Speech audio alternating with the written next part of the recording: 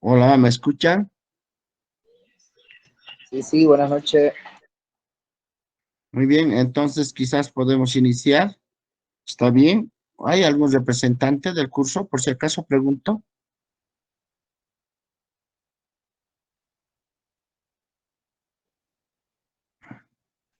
Eh,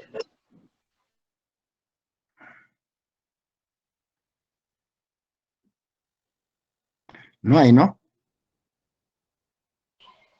no, no, Ah, ya, muy bien. Entonces, me dirijo a todos ustedes.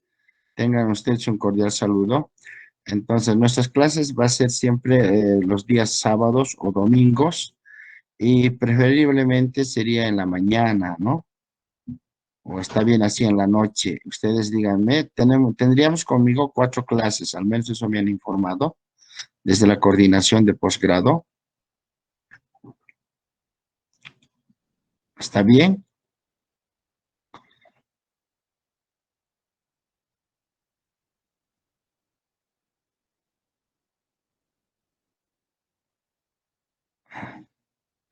Ya. Bueno, alguien pone que sí, está muy bien, pero pueden participar con normalidad, ¿verdad?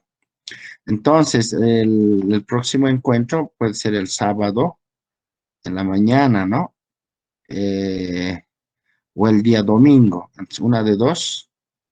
Y yo creo que nos conviene los días sábados, ¿no? En la mañana puede ser, de 7 a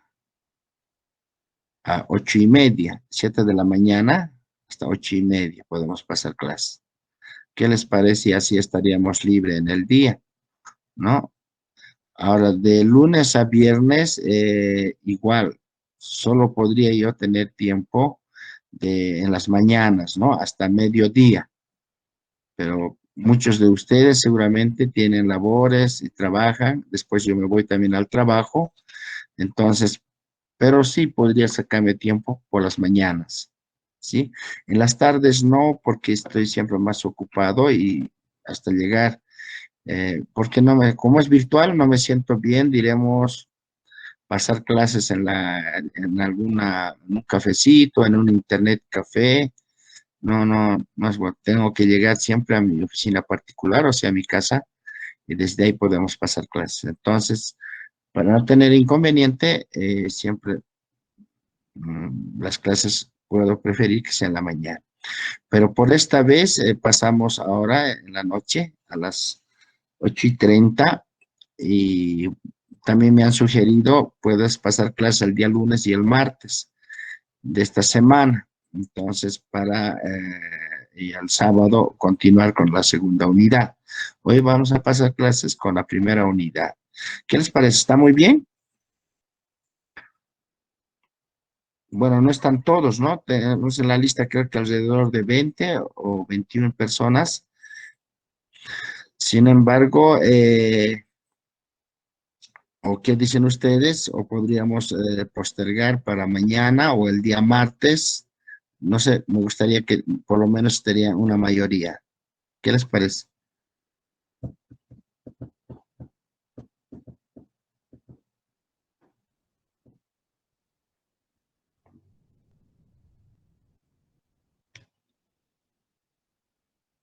¿Está bien?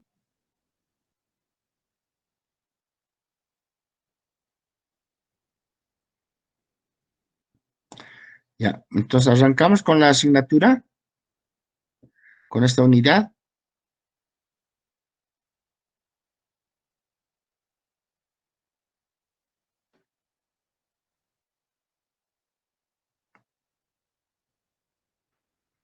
Hola, ¿me escucha?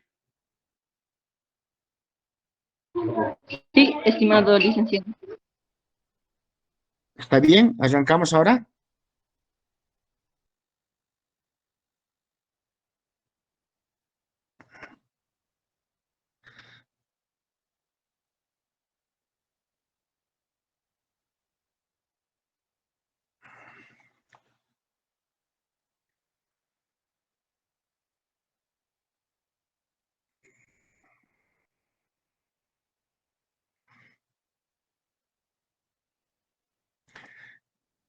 ¿Está Betty, Nina? Sí, licenciado, yo estoy de acuerdo. Ya, entonces pasamos nomás esta noche clases y después nos veríamos ya el próximo sábado. Igual por la mañana podríamos pasar clases, ¿ya? Pero al grupo sí les voy a comunicar también, ¿no? ¿A qué hora pasamos? ¿Correcto? Bueno, hay otros que están ingresando recién. Dina, Silvia, muy buenas noches. Buenas noches, ¿cómo están? Un gusto saludar, estoy resfriada, no tengo muy buena señal, Eso sí, ¿no? Hace mucho frío y mucho todos creo que frío. estamos con ese resfrío. Yo también estoy así con bien abrigado, ¿verdad? Ya, entonces Sí, comenzaremos con las clases de esta noche y el próximo sábado ya pasaríamos clases en la mañana, ya no en la noche porque ves hay estas dificultades también, ¿sí? Ahora, pero si una mayoría dice en la noche o un sábado, no habría problema también, sábado o domingo, ¿ya? Entonces, nuestras clases va a ser entre el sábado o el domingo. Tenemos conmigo 4 clases, ¿sí? Ya, muy bien. Entonces, vamos a iniciar. Este es educación, no, sí, tenemos este módulo 4 que pertenece a la evaluación, o sea, la maestría es en educación superior, ¿verdad? Pero el módulo 4 es la evaluación educativa en la educación superior. La evaluación educativa en la educación superior. Muy bien. Entonces, comenzamos. ¿Estamos de acuerdo? Si alguien se incorpora, claro que como es una educación superior virtual, no todos quizás van a participar, pero me gustaría que todos participen, ¿no? Solo son 4 clases y ustedes en el momento que desean participar, me dicen nomás, no hay ningún problema. ¿Ya? ¿Correcto? Ya. Vamos a hacer también por si acaso vamos a también grabar las clases y bueno, pues, pero pueden participar ustedes con seguridad, ¿sí? Perfecto. Les voy a compartir una pantalla para más. eh,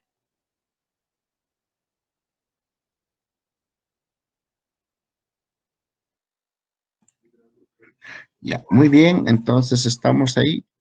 Eh, compartir la pantalla. Ustedes me dicen si se ve.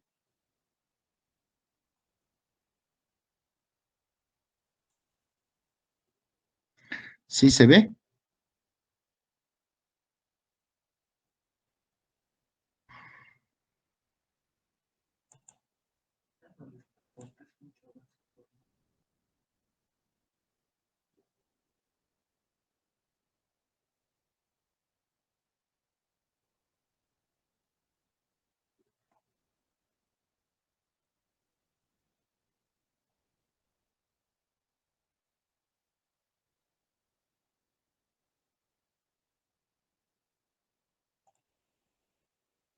Ya, ¿pueden ver? ¿Me dicen, por favor?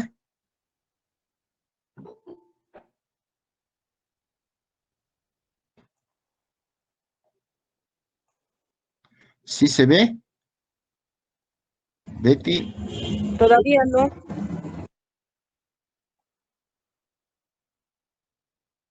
¿ahora? ahora se ve, profe.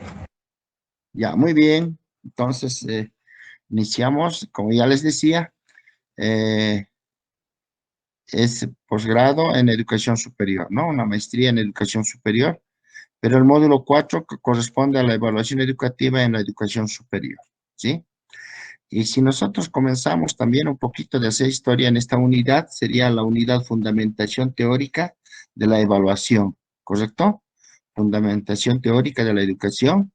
En este caso vamos a ver esta diapositiva. Estaba preparando, como dice la unidad 1, fundamentación teórica, vamos a citar algunos autores que han fundamentado o al menos han conceptualizado sobre lo que es la evaluación. Entonces, partimos de este interrogante. qué es la evaluación o qué entendemos por evaluación. Y como verán, aquí hay un cuadrito donde dice, la evaluación es un proceso y no es una cosa de sucesos, ¿no? La evaluación siempre será un medio, nunca un fin. ¿Correcto? Entonces, ¿qué entendemos por evaluación? ¿Qué será evaluar? ¿Alguien tiene algún concepto?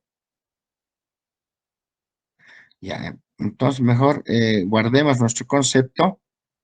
Y yo sé que cada uno de ustedes tienen ese concepto de evaluar.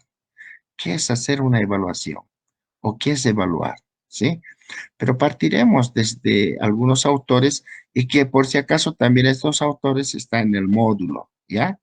En el módulo donde dice en la unidad 1, fundamentación teórica de la evaluación, ¿correcto? Entonces, ¿qué entendemos por evaluación?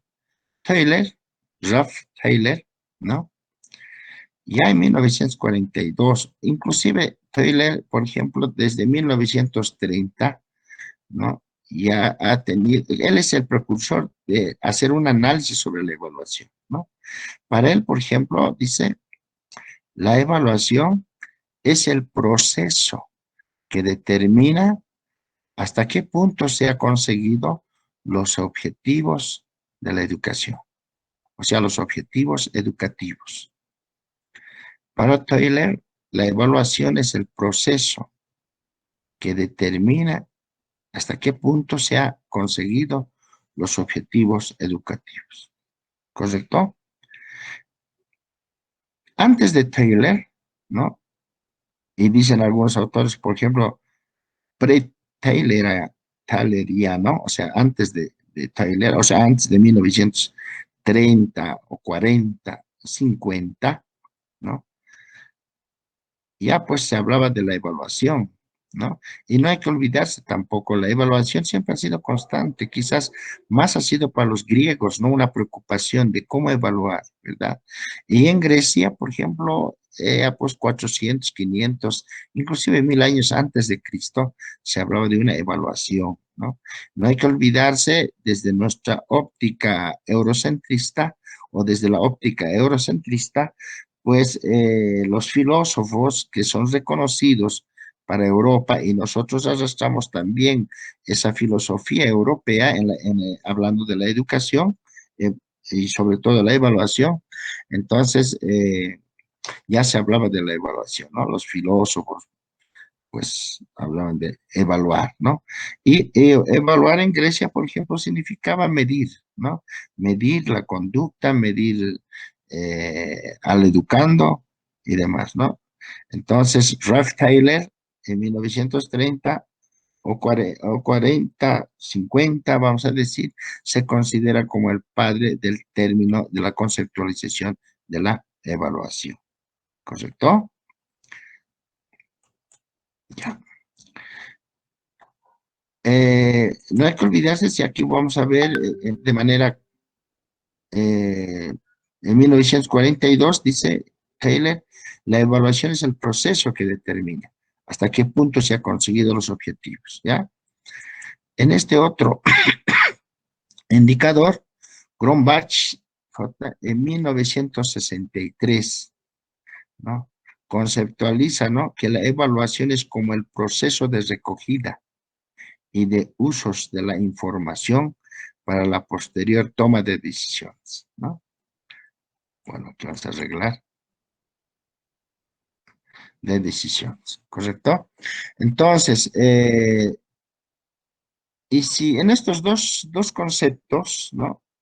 En estos dos conceptos podemos darnos cuenta que la evaluación, el término, el concepto de evaluación no es unánime, o sea, no es homogénea, no es como en no tiene un concepto bien determinado que esto es evaluación, ¿no? Cada autor, cada pedagogo, o vamos a decir así, pues lo determina, ¿no? Lo conceptualiza desde su visión, desde su óptica. Entonces, en ese sentido, la evaluación es como el proceso de recogida y uso de la información para la posterior toma de decisiones. ¿Correcto? Es cuando dice Cronbach, ¿no? Evaluación es como el proceso de recogida. Muchos han estado de acuerdo. En 1960, cuando Taylor considera que la evaluación es más que, es como para medir, ya con Croach en 1960 ya se considera como que no es solo es medir, sino también es un proceso, ¿no? Es un proceso de recoger toda la información y evaluar toda esa recogida de información. Entonces, ahí se da y se puede hacer una valoración a lo que es la evaluación, ¿no? Ya en 1960, ¿verdad? Entonces, en ese sentido, la evaluación se conceptualiza desde el punto de vista del educador, se da un juicio de valor, ¿no? ¿No? Donde hay que determinar la evaluación de los, o sea, un poquito ser realistas, ¿no? Se evalúan los aportes de los autores, se evalúan los intereses del gobierno, por ejemplo, de las empresas, ¿no? Y aquí tiene que ver con esa pedagogía conductista, ¿verdad? No hay que olvidarse que también esa pedagogía conductista estaba centrado, diremos, en los fines o intereses del gobierno en particular y de las empresas industrializadoras o de las fábricas, ¿no? Y a partir de, pues, ya de la Segunda Guerra Mundial, pues vamos a decir, ¿no? Ya determina Estados Unidos, ¿no? Estados Unidos para América Latina, por ejemplo, da énfasis de que hay que evaluar a los educandos, o sea, hay que formar al educando de acuerdo a los intereses del gobierno o de las empresas o de las fábricas, si vale el término, ¿no? Entonces, de ahí surgen los institutos de educación superior, ¿no? Los técnicos, ¿verdad? Entonces, al educando hay que, no es bueno hablar esto, pero voy a decirlo para entender mejor, ¿no? Como que hay que formarles, hay que moldearles de acuerdo a los intereses de las empresas, de las fábricas, ¿no? Y de ahí que esta pedagogía conductista se enmarca y se centra donde los contenidos mínimos, los contenidos de la currícula están centrados en la filosofía de las empresas, ¿no? O del gobierno, bajo los intereses, ¿no? Y nosotros tenemos aquí en Bolivia, por ejemplo, para dar un ejemplo, la Escuela Industrial Pedro Domingo Murillo, ¿no? Donde muchos técnicos de nivel de educación superior, entonces de técnicos superiores, donde se promocionan y ni bien se han promocionado, ya tenían pues ahí las empresas, el día de la colación o de la graduación, las empresas como las fábricas, ya iban los gerentes, los empresarios, ya iban a ver sus defensas de sus monografías, ¿no? La colección. Y entonces ya pues les contrataban, ¿no? A los jóvenes o señoritas que han tomado esta carrera, ¿no? Entonces, pero en esta carrera, en esto tiene que ver mucho la evaluación, ¿no? De la información. Y entre 1960 y... Pero Taylor inclusive responde pues a la evaluación tradicionalista, o sea, a esa pedagogía tradicionalista. Ya con Krobach, 1960, ya tiene que ver con esa pedagogía conductista, ¿no? De los psicólogos, ¿no? Estamos hablando ¿de qué es? Bueno, eh, de la escuela conductista, ¿no? De Skinner, Pavlov, ¿no? y demás, ¿no? Donde la educación era condicionada, ¿no? Bajo el estímulo y refuerzo, ¿verdad? Ya. Si alguien quiere participar, por favor, me dicen, pueden preguntar o aportes también, ¿no? Ustedes ya saben que no todo es el que yo sé, ¿no? Yo no parto de esa pedagogía tanto tradicional, eh, ni conductista, ¿no? Mi perfil profesional siempre es más desarrollista, ¿ya? O constructivista, ¿verdad? Donde el educando, tanto el educador como el educando, bueno, pues ambos pueden aprender, ¿no? Es bilateral el aprendizaje, ¿no? Bueno, escribe ya en 1967, es interesante, ¿no? Este pedagogo en 1967 incorpora en la evaluación los conceptos de validez y mérito. Y aquí hay una meritocracia, como se dice, ¿no? De los que realiza, ¿no? Se introduce la evaluación formativa y sumativa. Es interesante, ¿no? Esto de la evaluación formativa y sumativa, mira, véanlo, ya se hablaba en América Latina, ¿no? A partir de 1965, 67, en este caso, según escribe, ¿no? Y cómo se incorpora, diríamos, la manera de evaluar, ¿no? ¿Qué será una evaluación formativa y qué es una evaluación sumativa? ¿Alguien puede decir qué será la evaluación formativa?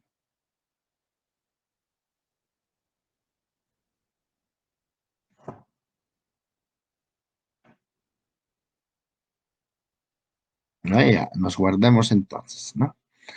En términos más claros, diremos, la evaluación formativa tiene que ver con más que todo con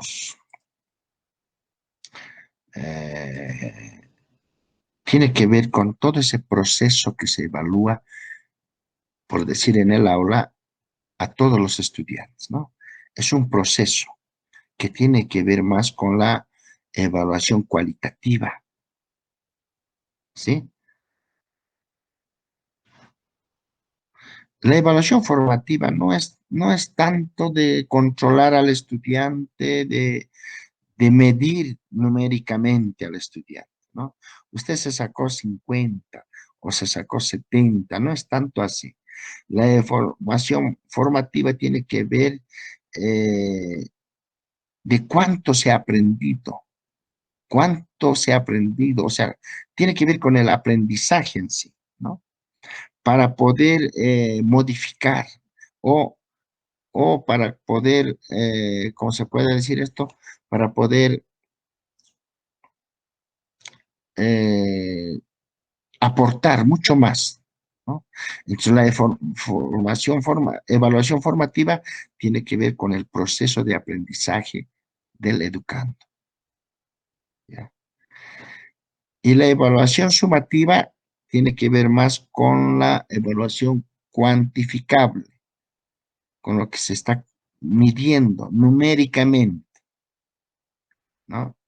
Tú tienes 30 sobre 40, diremos, ¿no? O tienes 30 sobre 30, ya estás muy bien. Pero posterior, en la otra evaluación, ¿no? En la segunda evaluación tienes 20 sobre 30. Es como que has bajado 10 puntos, ¿no? Entonces, en la siguiente tal, y sumados, tienes tal. Eso tiene que ver con la sumativa, que se suma, ¿verdad? Y con la evaluación formativa es en el proceso, que se toma en cuenta la conducta, qué sé yo, si hemos alcanzado con la enseñanza, con el diálogo y demás, ¿no? Entonces, pero todo esto no es una teoría nueva, no es de este siglo, sino es desde el anterior, pero como verán, desde 1960, 70, 80, se habla ya de la evaluación formativa y sumativa.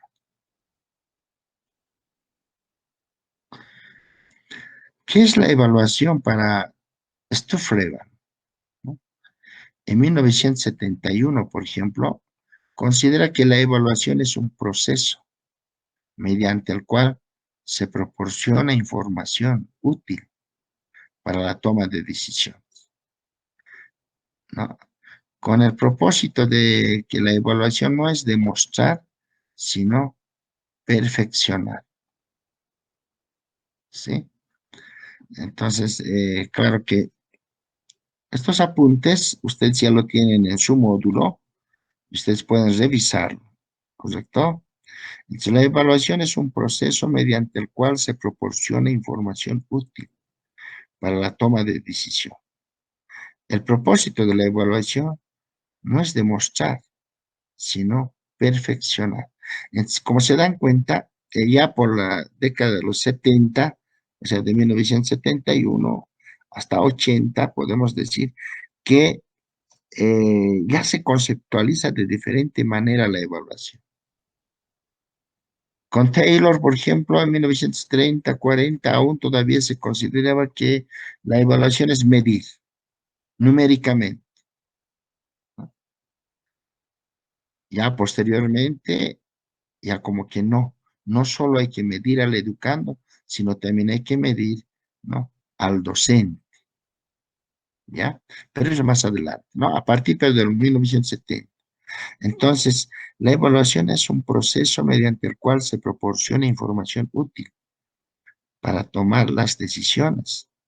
El propósito de la evaluación no es demostrar cuánto de nota tienes, sino más bien perfeccionar, ¿no? Superar, si vale el término, superar el puntaje que has obtenido.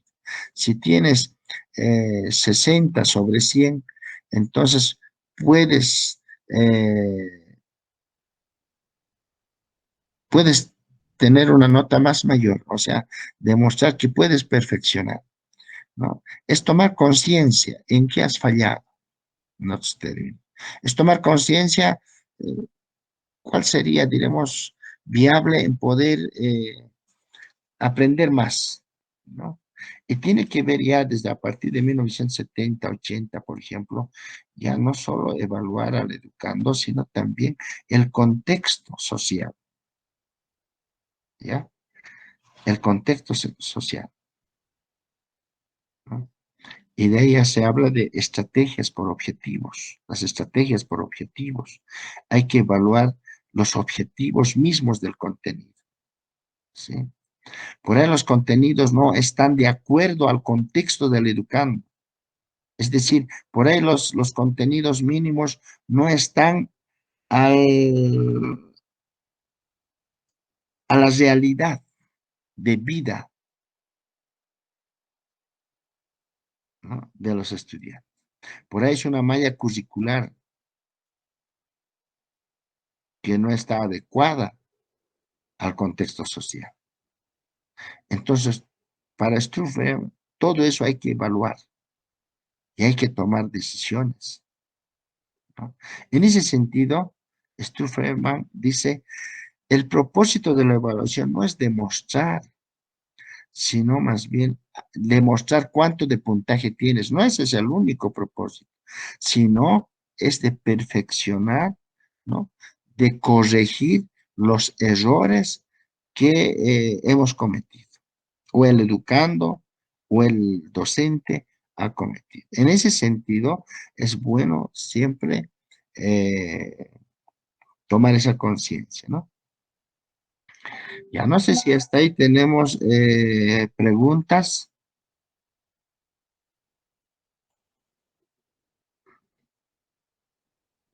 ¿Está claro? ¿Se escucha bien? Van a disculpar que estoy hablando un poco bajo porque también estoy un poco afónico. Entonces, eh, estamos claros, ¿ya? Eliot, Eliot, ¿no? En 1982 propone el concepto de autoevaluación. Para Eliot, muy aparte de lo que es la evaluación, dice, también el educando debe autoevaluarse. No solo el educando, también el educador debe autoevaluarse. O sea, un poquito va más del anterior, eh, ¿Cómo estamos? ¿Dónde estamos? Creo que me he saltado mucho. Allá, Elliot, ¿no? Entonces, hay que evaluar mucho más, ¿verdad? O sea, también tiene que ver con la autoevaluación del educando. ¿Qué me dice? ¿Sí? ¿Qué quiere decir la autoevaluación? ¿O qué entendemos por autoevaluación? ¿Alguien quiere comentar? ¿Quiere participar?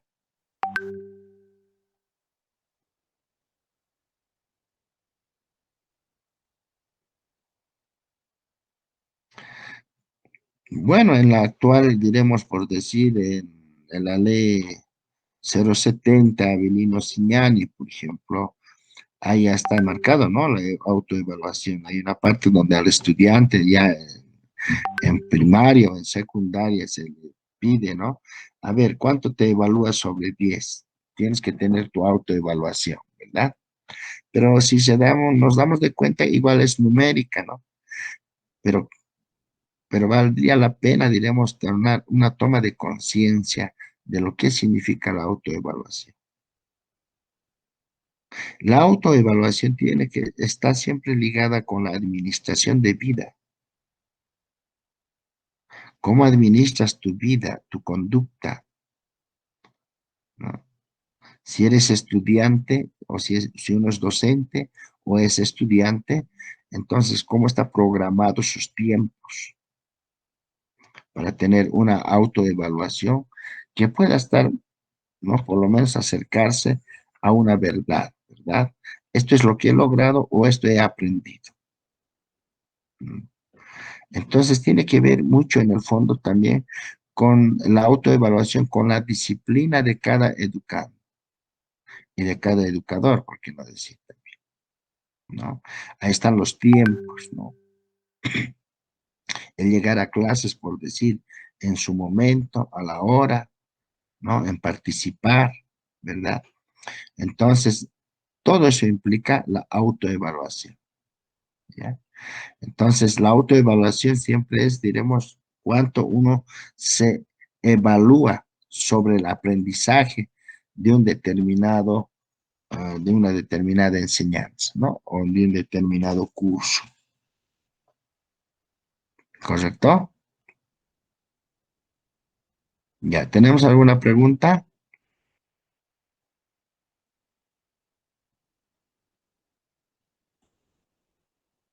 Ya.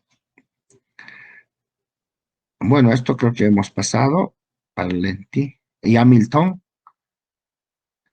Ah, bueno, aquí sería bueno, creo que me he saltado más bien. Entonces, 1972 se introduce el concepto de evaluación iluminativa, el cual se centra en el análisis de los procesos de negación que tienen lugar en el aula. La evaluación es un análisis de los procesos. Entonces, ya en 1970, 80, como podemos notar, ¿no?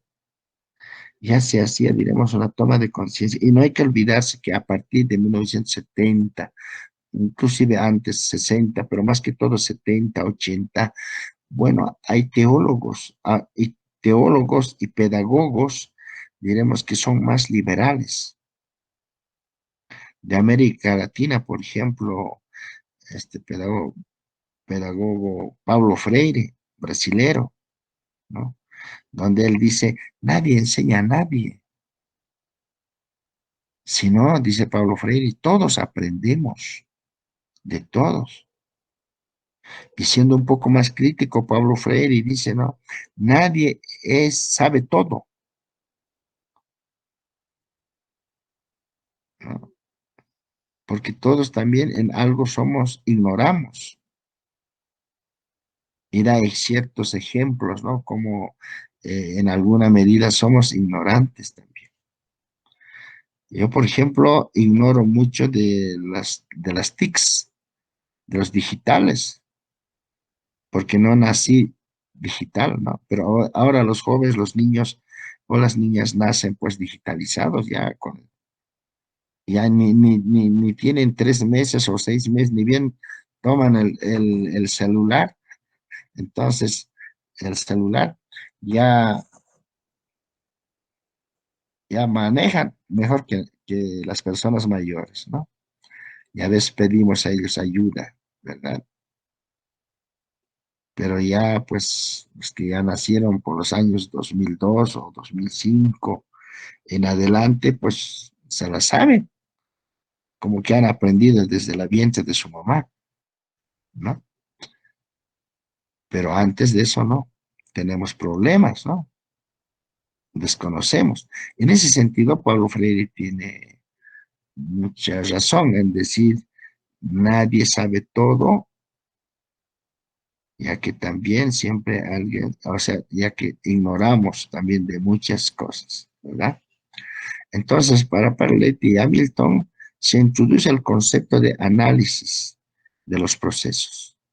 Entonces, la evaluación tiene que ver, tiene que ser iluminativa, tiene que tener creatividad, ¿no?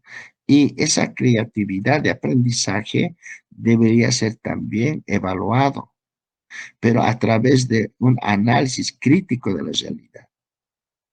A este análisis crítico de la realidad, Hamilton y Parletti considera que es un análisis de los procesos, como que hay que ver la historia, el presente y el futuro. Hay que hacer un análisis de la evaluación, ¿sí? Entonces, todo esto, la teoría nos implica, solo ahora estamos teorizando, ¿no? Como la unidad uno es fundamentación teórica de la evaluación. Solamente estamos sustentando.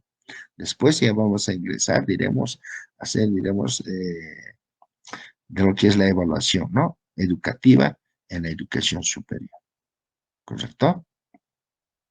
Hasta ahí tenemos preguntas. Stack, por ejemplo, Stock. Este pedagogo y filósofo incorpora el concepto de la evaluación, pero el concepto de la evaluación también tiene que ser, al igual que el otro autor, ¿no? Crítico, respondiente de los conceptos, ¿no? Tiene que ser contestataria, como alguien diría, ¿no? La evaluación tiene que ser contestataria. ¿Por qué? ¿Cuál es la razón? ¿Quién está mal, el docente o el educado? Por eso dice centrado en la persona, en aquellos problemas o interrogantes que se desea conocer. Como alguien diría, el porqué de las cosas. ¿Pero por qué pasó esto? ¿O por qué? ¿Cuál es la razón? O sea, los conceptos muchas veces lo definimos. En la educación tradicional, por ejemplo, un concepto era bien definido y punto. Es eso. Si ese concepto no te la sabías de memoria, pues no vale. Hiciste mal el examen. Era memorístico. Pero ya a partir de los años 70, 80, 90, ya hay esa pedagogía, ese modelo pedagógico constructivista. Y en la línea de Paulo Freire, donde dice nadie sabe del todo, como también todos ignoramos de algo. Entonces, eso hay que evaluar. En ese sentido, debería ser respondiente. O sea, en ciencias sociales o humanísticas se dice que el investigador o el cientista tiene que tener dudas, dudar. ¿Será así o no será? Y para afirmar uno tiene que investigar y decir, evidentemente es así. O podemos decir que no, es relativo. Y ahí está la teoría del relativismo, ¿no? No es así, ¿no? Y los cientistas positivistas a eso dicen hipótesis nula, ¿no? Entonces, para esta, ¿no? Considera que la evaluación tiene que ser eh, respondiente, o sea, tiene que saber, tiene que ser contestataria de los conceptos, ya que la evaluación está centrada en la persona. en los problemas, en los interrogantes que se desea conocer.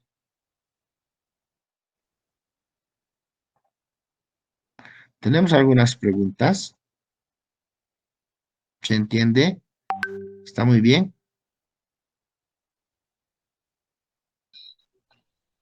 Buenas noches, licenciado. Sí, está claro. Muy bien, Gracias. ya. Continuamos. Ah, ya, bueno, esto ya recién llegamos, hace rato me salté entonces de todo esto. Pero como les decía, a partir de la década de los 70, 80, ya estos conceptos ya pertenecen a un modelo pedagógico constructivista o desarrollista, ¿ya? O progresista. Bueno, hay varios modelos pedagógicos, ¿no? Que surgen, ¿no? Y de ahí es donde hoy por hoy, por ejemplo, ya no estamos con la educación tradicional. Aparentemente no estamos con la educación tradicional. Algunos casos sí, ¿no? Hay algunas currículas, por ejemplo, siguen con la educación tradicional.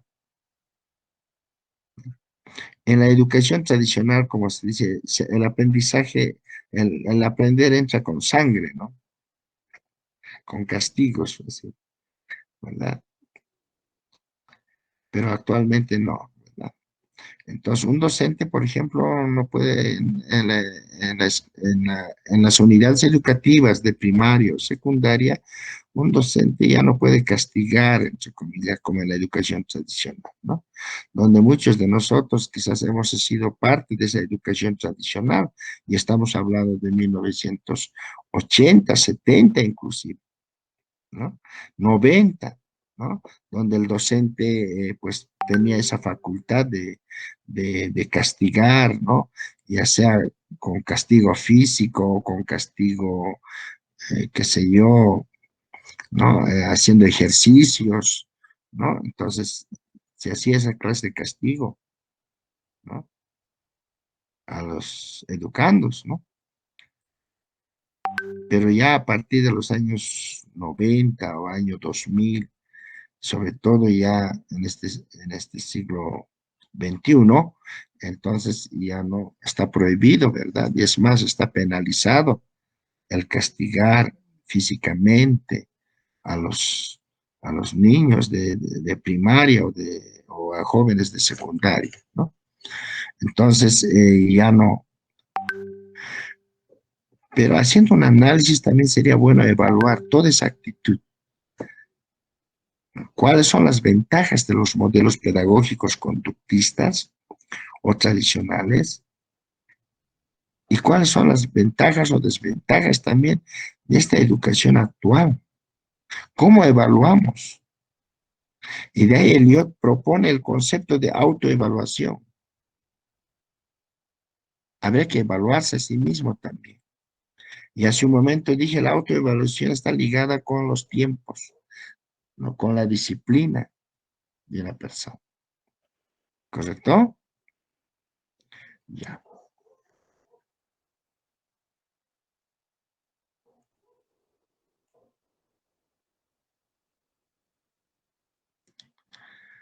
Para Kennis, introduce la evaluación, introduce el conocimiento de los valores para la emisión de los juicios adecuados por parte de los evaluadores.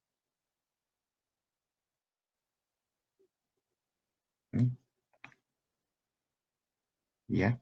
Aquí es un periodo, por ejemplo, de la evaluación del profesionalismo, del ser profesional,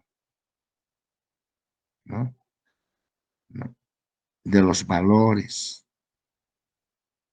y tener un juicio adecuado por parte de los evaluadores.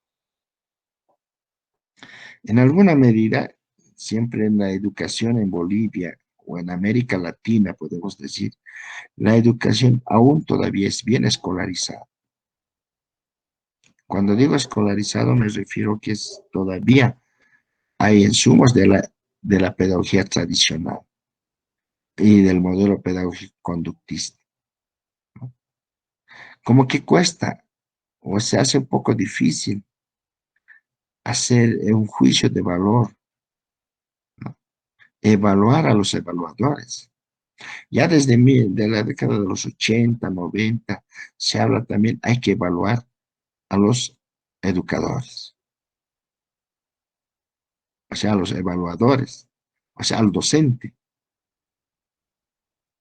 Pues de los 70, en la década de los 60 del anterior ciclo, por ejemplo, no es así. Es donde el docente sabía y su palabra es ley, o sea, su enseñanza es ley, ¿no? Es el docente quien sabe, no puedes refutar. Pero ya a partir de los 80, 90, se dice que no es así, sino también el educando, o sea, los alumnos, pueden evaluar a los docentes. Ya que mis propone y dice, no, también los evaluadores, o sea, los docentes, deben ser evaluados, ¿no? Hay que evaluar, ¿verdad? Y de ahí seguramente aparecen, pues, aquí en la Universidad Pública del Alto o en la Universidad Mayor de San Andrés, la evaluación al docente, ¿no? Que acredite que puede continuar con la asignatura o de lo contrario pueda corregir sus errores y mejorar, ¿no? Ese es el fin, ¿verdad? Pero muchas veces también ya no es tanto así. Entonces, lo toman, diremos, como ya no, el docente ya no va a dictar esa materia porque en su evaluación ha tenido baja nota. No debería ser así, sino la evaluación consciente debería ser de que si el docente o la asignatura, ¿no? de X, de X materia, si vale el término, entonces tiene baja nota, debería ser para progresar, para poder corregir los errores.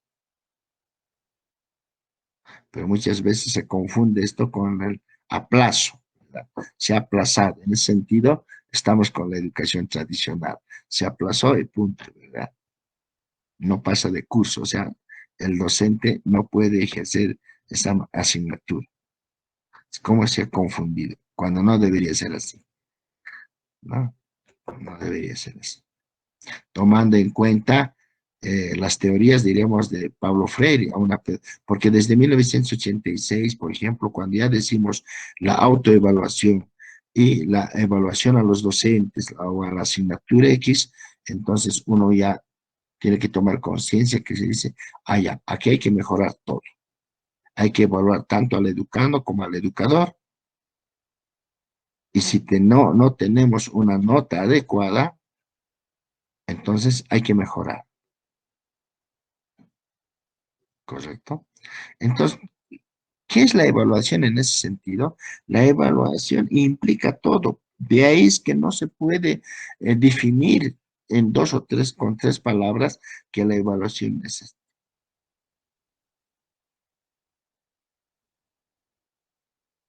Ya. 1989, para Macario, la evaluación es el acto que consiste en emitir un juicio de valor a partir de un conjunto de informaciones sobre la evolución y los resultados de un alumno con el fin de tomar una decisión. ¿Qué entendemos? ¿Quién puede dar lectura a esto? Parece que yo no me estoy hablando, entonces yo quisiera que ustedes también participen. Según Macario, ¿qué es la evaluación?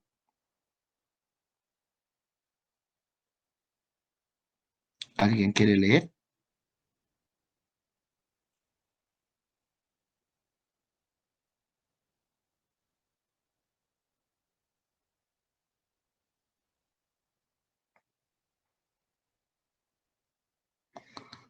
¿Estamos? ¿Se escucha?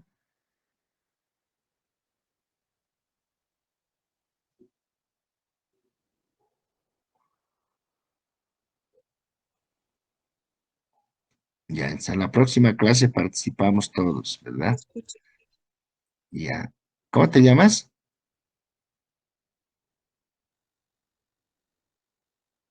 Dina, se escucha, le dice. Ah, ya. Muy bien, Dina. ¿Tú puedes leer esta parte? A ver, dice, ¿qué es la evaluación? B. Macario, 1989. Evaluación es el acto que consiste en emitir un juicio de valor a partir de un conjunto de informaciones sobre la evolución o los resultados de un alumno con el fin de tomar una decisión. Muy bien, gracias. Dina. Entonces, la evaluación consiste en emitir un juicio de valor. ¿Pero qué juicio de valor? Para Macario dice a partir de un conjunto de informaciones. ¿Y qué es un conjunto de informaciones? Entonces, en términos pedagógicos, el conjunto de informaciones, pues son las competencias que uno adquiere en su formación en la educación. ¿Qué es una competencia? La competencia es cuando uno es, entre comillas, vamos a decir, conocedor de algo, o sea, es capo en una temática, o sea, él sabe una temática, se la sabe, se la conoce, casi no puede ser refutado, ¿no? Se la sabe. Esas son las competencias. Entonces, Macario dice, hay que evaluar también, hacer un juicio de valor a ese conjunto de informaciones sobre la evolución, o los resultados del educando, o sea, del alumno, con el fin de tomar una decisión. Entonces, aquí Macario nos considera que afirma que la evaluación es un proceso para poder corregir, ¿no? Tomar una decisión de retroalimentación en el aprendizaje. ¿Correcto? Ya. Para Smither. Bueno, ya Stoker anterior ya hemos tocado este tema, entonces podemos saltar porque son 3 años, ¿no? Bueno, ahorita recordaremos, a ver, la evaluación deberá servir entonces para reorientar y planificar la práctica educativa, ¿no? La evaluación es para volver a reorientarse, no es para aplazar la evaluación, no es para decir te has aplazado, sino es más bien para reorientar y planificar la práctica educativa. Por eso, de esa manera hay seguramente esa escala numeral, ¿no? 50 es reprobado, 51 es aprobado. Muchas veces eso confundimos, ¿verdad? 5-1 es como sacarse 100 sobre 100. Así debería ser, ¿no? Porque has aprobado, ¿no?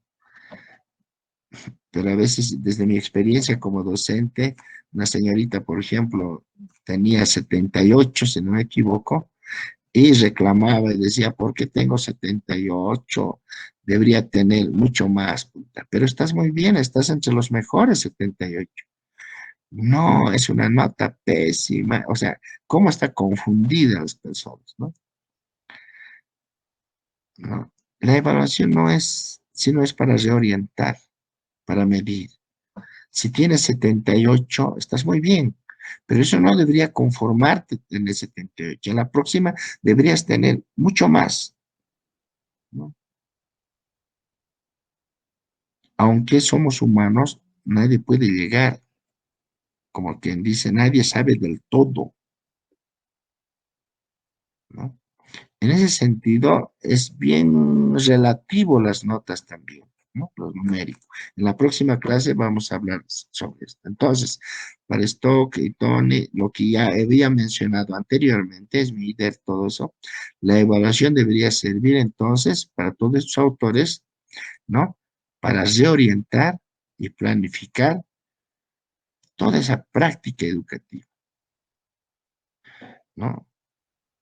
Conocer lo que ocurre en el aula. O sea, cuando dice conocer lo que ocurre en el aula, se refiere conocer el contexto mismo, el contexto social, el contexto del aula, ¿no? En los procesos pedagógicos empleados en su incidencia en el aprendizaje del alumno, reorientando cuantas veces fuera necesario todos los procesos durante su desarrollo, en una de las funciones más importantes de la evaluación. Entonces, esto vamos a ampliar cuando reorientar, planificar, ¿no? Conocer lo que está ocurriendo en el aula. Muchos docentes, especialmente docentes que nos hemos formado, vamos a decir así, me incluyo yo, con esa educación o pedagogía tradicional, muchas veces no evaluamos el contexto, no evaluamos el aula, la infraestructura, si la infraestructura es adecuada o no es adecuada para el aprendizaje, claro, por supuesto. O el contexto social, lo que está pasando fuera del aula.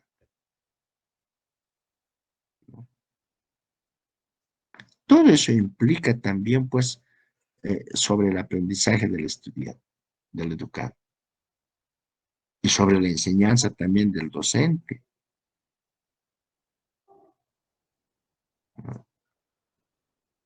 Por ejemplo, estos 2 o 3 años seguidos, desde el 2020, 21, 22, hemos tenido, al menos aquí en la Universidad Pública del Alto, las clases virtuales. Y creo que a partir de ella hasta la maestría tenemos en virtual, ¿no es verdad?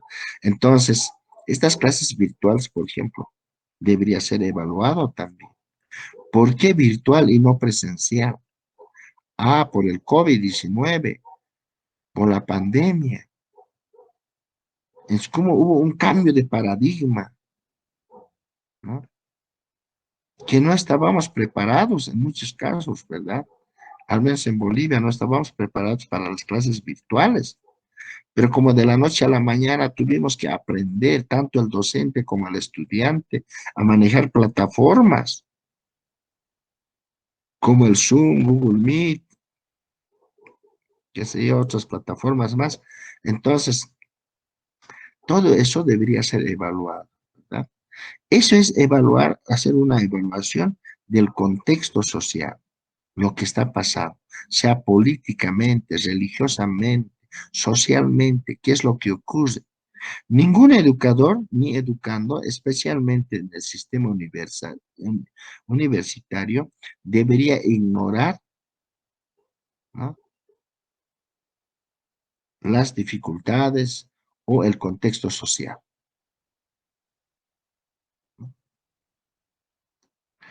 Y todos esos autores consideran, dice, reorientando cuantas veces fuera necesario los procesos durante su desarrollo.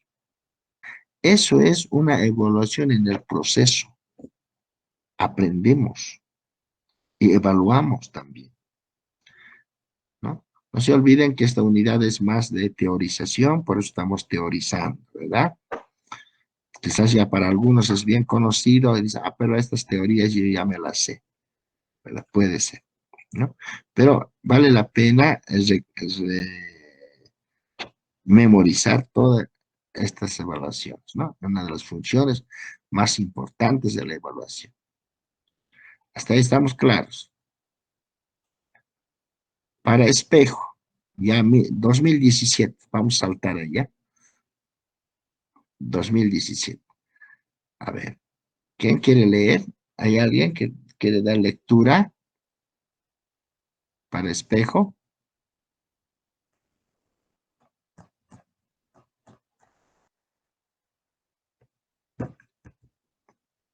¿No? Sí, licenciado. A ver, Mm, ya, adelante. Espejo 2017.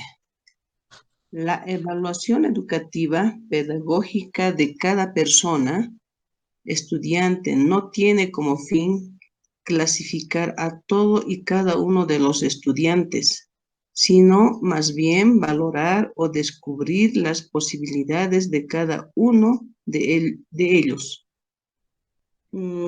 eso, con debe ser, ¿no? sí. Con el objeto de que se desarrollen al máximo, así como sus limitaciones para poder salvarlas o compensarlas. Muy bien, gracias. Entonces, la evaluación educativa, pedagógica de cada persona, estudiante, no tiene como fin clasificar a todo, ¿no? O sea, la evaluación no es un fin, sino es un medio. O sea, la evaluación nunca debería ser, como ya dije hace un momento, eh, se ha aplazado, ¿no? Así al 100% no debería ser, ¿no? Pero quiera sea o no, muchas veces también es una utopía, ¿no? De decir que no, nadie puede reprobar en mi materia, por decir, ¿no?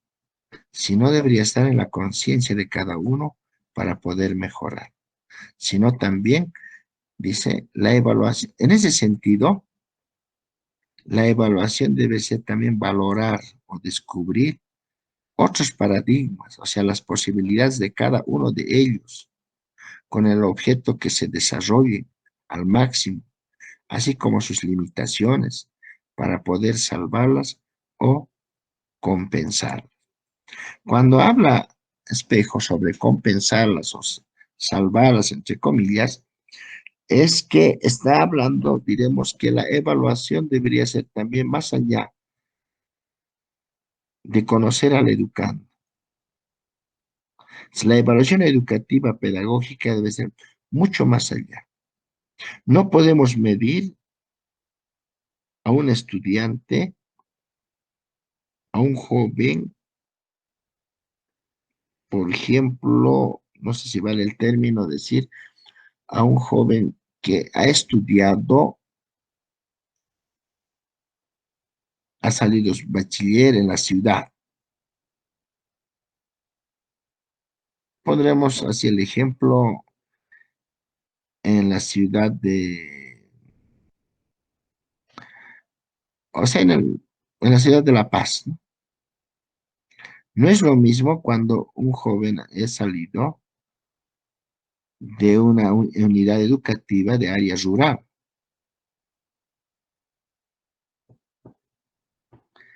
Pero son los mismos contenidos, son tal, pero sí. Es que el contexto forma, el contexto determina el aprendizaje de cierto educando, lo que es.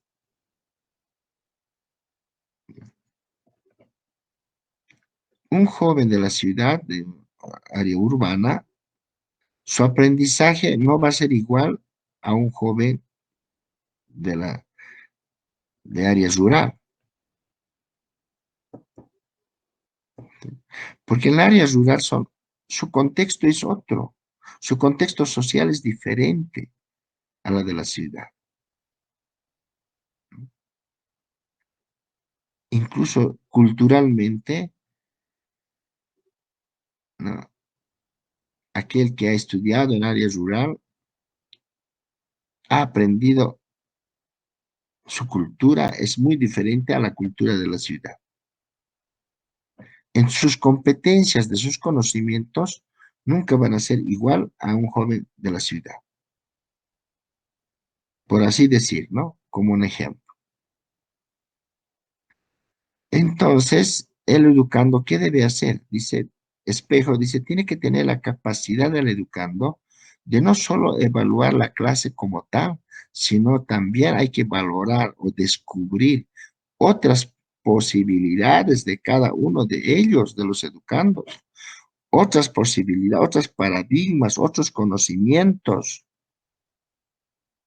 Qué lindo sería un joven de la ciudad también aprenda de aquel joven, de aquel educando, sea señorita o joven, entonces lo que ha aprendido en el área rural, su cultura, su formación, su estilo de vida. Y viceversa, el joven de área rural también aprenda de lo que es de la ciudad. Y muchas veces los educandos, o sea, los educadores caemos en eso y creemos que el de la ciudad sabe mejor que el del joven rural. Nos olvidamos de lo que dice Paulo Freire. Nadie sabe del todo, como también todos ignoramos de algo. Es verdad que el joven rural, vamos a decir así, por dar ejemplo de manera genérica, entonces ignora muchas cosas, lo que está pasando en la ciudad. Y el joven de la ciudad no crea que sabe todo. También ignora muchas cosas de lo que se puede aprender en área rural. ¿Cuánta razón tiene Pablo Freire en decir, nadie sabe del todo, como también todos ignoramos de algo? Entonces, Espejo dice, en la evaluación educativa pedagógica hay que saber valorar, descubrir esas posibilidades de cada uno de ellos, ¿no? Esos paradigmas, ese aprendizaje de un contexto a otro contexto, y se debería articular el aprendizaje de un contexto determinado, ya puede ser, como ejemplo, hemos puesto área rural, como de las ciudades principales. Si hablamos de las ciudades nomás, también podemos hablar. No es lo mismo un joven estudiante de la ciudad de Santa Cruz, su aprendizaje, vamos a decir, de un colegio ahí, de la ciudad misma, o con un joven de La Paz. Vamos a dar el ejemplo de alguna unidad educativa como Don Bosco o, o el Instituto Americano o de una unidad educativa o estudiar en Calvert. Y si nos damos de cuenta, no es lo mismo, porque tienen otras competencias. Por ejemplo, en las unidades educativas, así como Calvert o Alemania, entonces en esas educativas, por ejemplo, las enseñanzas muchas veces el 60% es en el idioma extranjero, en inglés o en alemán.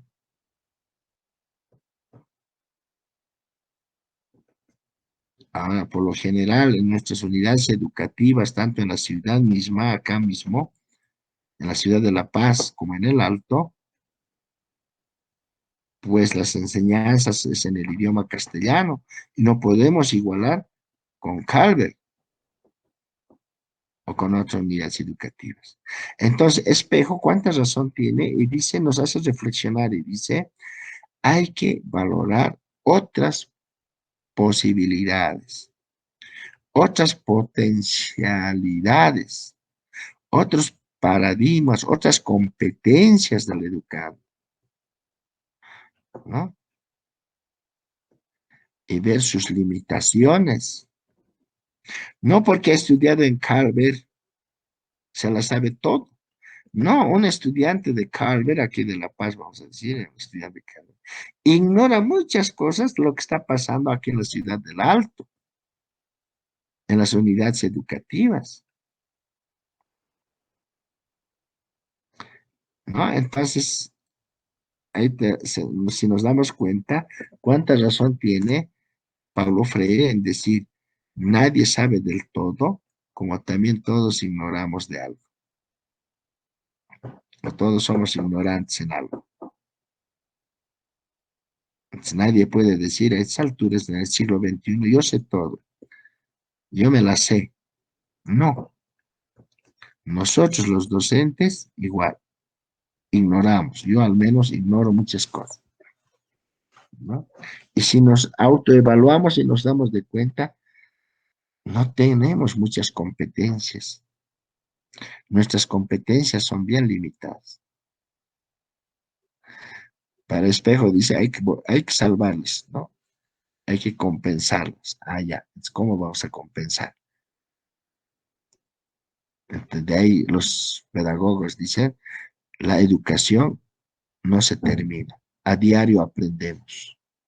Cada día aprendemos. ¿correcto? Hasta ahí, ¿tenemos alguna pregunta?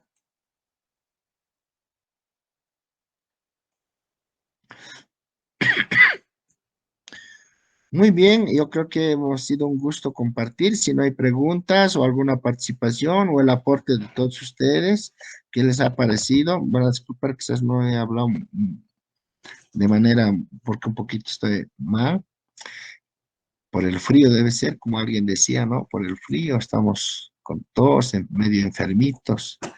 Creo que ya estamos por el frío, ¿no? O por los cambios climáticos también que hay. Ya. ¿Tenemos alguna interrogante, preguntas hasta ahí?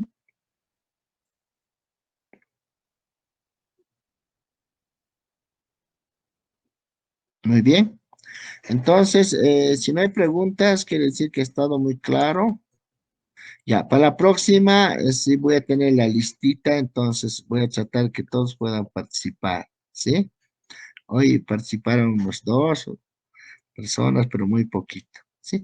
Pero ahora, esta unidad es más teórico, ¿verdad? Entonces, hemos hecho teorizado, tomando en cuenta algunos autores, ¿no? Desde 1930, 40, 50, 60. Y si nos damos de cuenta, por eso ahí nomás nos damos de cuenta, no se puede definir la evaluación como tal. No hay un concepto directo. Cada pedagogo o filósofo define lo que es la evaluación. Y si nosotros nos damos de cuenta, la evaluación eh, es, es compleja, pero también es interesante, ¿verdad? Entonces, ¿qué es la evaluación? La evaluación es un proceso. La evaluación siempre será un medio, nunca un fin. ¿Listo? Muy bien, ha sido un gusto compartirles. Entonces, nos veríamos el próximo sábado o domingo. Estén atentos al grupo, les voy a mandar el enlace. Pero en lo posible, en nuestras clases que sea en la mañana, tempranito, para que todos puedan participar, para que no haya excusa, ¿no? Nuestra clase puede ser a las 7 de la mañana hasta 8:30, ¿verdad? Y después nos sentimos libres. ¿Qué les parece? ¿Estamos de acuerdo? ¿O prefieren en la noche?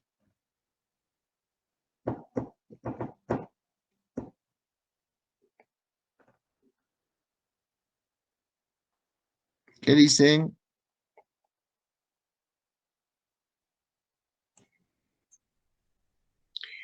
Licenciado, buenas noches. Para mí estuviera bien que pasemos en las noches como solíamos hacer los anteriores módulos, de 7 a Ya, 9, así porque como tenemos familia en la mañana hay que preparar desayuno y todo eso. Pero en las noches, por favor, licenciado, ahora bueno, si la mayoría pide, no se ve que hacer un sacrificio también, ¿no? Pero a ver qué se pronuncian mis compañeros. sí, pues. He tenido otro grupo yo anterior en la maestría también. Entonces pasábamos tempranito porque decían temprano, porque así estamos libres, por eso ya me he acostumbrado yo personalmente. Pero sábados o domingos no tendría yo problema en la noche, ¿ya? 7, 8 de la noche. Entonces, en el grupo ustedes comentan y si vemos que sea los sábados en la noche, no hay problema también, ¿correcto? Puede ser de 7 hasta 8:30 o como ahora de 8:30 a 10, 1 hora y media, ¿correcto? Son Ahora, 4, ahora nos licenciado, tocaría 3 más. ¿Está bien? ujú, si fuese en la mañana, tal vez sería solicitarles que sea más temprano, de 6 a 7:30. Súper. Pues, Yo pasaba clase de los 6. claro, Pasábamos fresquitos, con la mente bien abierta, ¿verdad? En claro, ayuno, con un cafecito, quizás. Entonces, sería bien. En la mañana, a las 6 de la mañana, para mí, perfecto. Sí, 7:30 claro, ya terminamos y si alguien tiene que ir a su trabajo todavía el sábado, tranquilamente alcanza. Para mí sería muy bien los sábados en la mañana a las 6 en punto, hasta siete y sí. media. ¿Sí? Sí, ahí estuviera bien, estuviese de acuerdo, licenciado, gracias. Ya, muy bien. Entonces, sábado en la mañana, ¿no? Porque en las tardes también algunos me decían, mira, justo este sábado estoy invitado o soy algo, entonces tengo que ir a una fiestita familiar y por favor permiso. Entonces, de ahí yo tomé siempre, ya son varios años, o 2 o 3 años que estoy acompañando en posgrado. Entonces, de ahí ya cambié. Ah, claro, en las mañanas nadie tiene excusa. Entonces, a las 6 de la mañana hacemos un esfuerzo. Por ejemplo, ahora es nuestra primera unidad en este módulo. Solo tenemos 4 clases, ¿no? Entonces, hoy es ya la primera unidad, y vamos a continuar con la segunda unidad. Al próximo, vamos a seguir hablando sobre la evaluación educativa en educación superior. Entonces, próximo sábado puede ser a las 6 de la mañana. ¿Por qué no? ¿Ya? Pero en el grupo. Entonces, tentativamente, a ver, los demás quizás pueden decir también. Entonces, quedamos próximo sábado, tentativamente, a las 6 de la mañana. ¿Ya? ¿Ya? ¿Está bien? Compañera Antonia, ahí quedaremos. Pueden Sí, decir sí, está también, bien. comentar ustedes a sus compañeros, decir, no, es mejor pasar, hacer un esfuercito, ¿no? Tampoco no es la primera vez que yo estoy dictando, siempre pasé clases y fascinado, pues, muchos compañeros, colegas, a las 6 de la mañana, ¿no? En la mañana, ¿no? Entonces, perfecto, así todos compartimos, inclusive, y, y ahí pueden participar y demás, ¿ya? De esa manera son las ventajas virtuales también, ¿no? Que a cualquier hora podemos añadirnos y podemos estar. ¿Ya? Perfecto, entonces, muy buenas noches. Sábado.